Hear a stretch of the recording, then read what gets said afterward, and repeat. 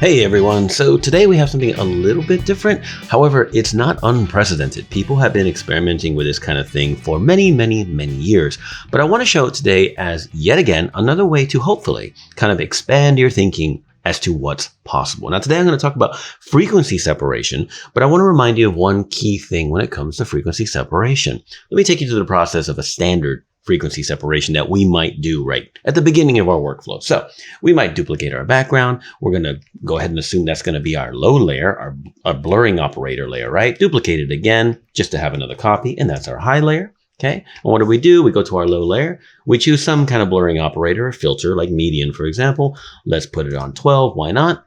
And then we go to high. This is just a quick review for, how do we do this sort of thing just as a reference. There's plenty of references on how to do it, including on our channel. So we choose the low layer. Of course, we put it on blending of subtract, 100 opacity, scale to offset 128, and we go cool. And then we change that to linear light. And now we have frequency separation. Okay, we have the top layer here, which is our high frequencies at a radius of 12. And then we have the low layer, which is blurred underneath. That's pretty common. What I want to remind you is that we can use the function apply image to do the same exact, function for anything that the low layer happens to be. And it'll use that subtraction blend mode, that calculation, to create some kind of result. Now, if you play around with this enough, you can get some wild results. But here's one that I found to be interesting and potentially useful. So let me walk you through it. We do have an action for you to download, but you can just check that out for free in the description. But I want to walk you through it to see what's happening, okay?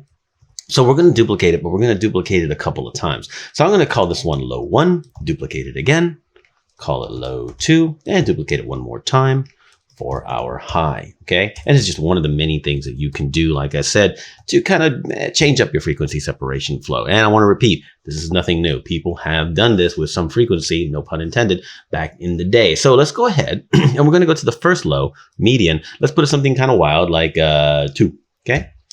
It's nice and small. And then on low 2, we're going to put that on 20. I don't know. We're just getting two different radical radii to blend between them. How are we going to do that? Well, we're going to turn on our one that has a blur of 2. We're going to double click the right side and we're going to use blend if. So I'm going to kind of just split these nodes a bit. Again, the action does this. You can kind of see what's happening here. You see how the 20 is favoring sort of the shadows, right? And then as it blends up, you'll notice, through the blending here, there's a little bit of a ramp right there to make it a little smoother. You notice the highlights are the 2 radius and then it blends away. Now, I don't necessarily want to do it too wide because I don't feel like there's much of a difference. So I try to find somewhere in the middle and hit OK. Now, I've got effectively a blurred image that goes from radius of 2 to a radius of 20 using median, right? But ramped or blended away via luminosity. So the highlights are a tighter texture and the shadows are a wider texture, right?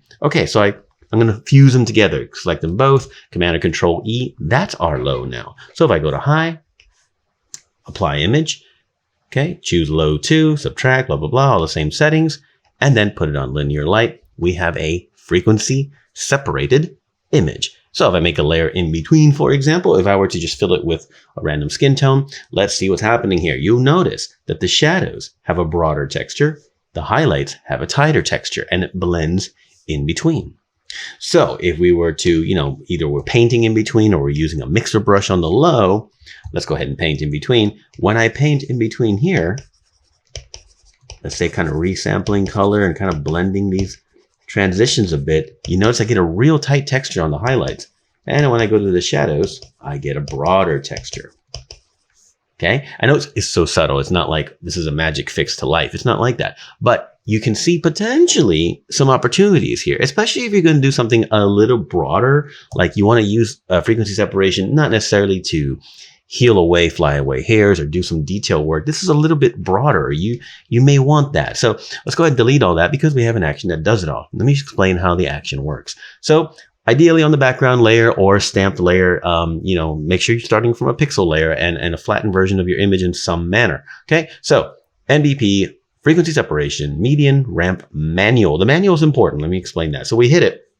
We're presented with our first median. So we're going to go ahead and do the 2 that I just did. Then we're presented with another one. This is the second blur that I talked about that I just showed you right now. Hit it on 20, for example.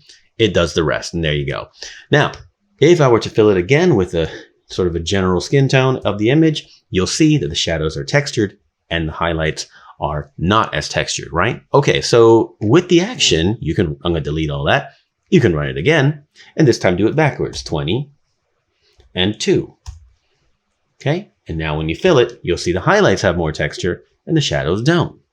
Okay, so how could that be potentially useful? Like I said, we could duplicate the background layer, as is common for people who use a lot of mixer brush, right? And you can be sort of mixer brushing away here, and knowing that even if you mix kind of heavy, the shadows will get smoother. And I'm not saying that 2 and 20 are the best way to go. The shadows will get smoother, but the highlights will retain more texture. I messed that up. You see that. Don't worry about that. Me and my mixer brush skills are questionable.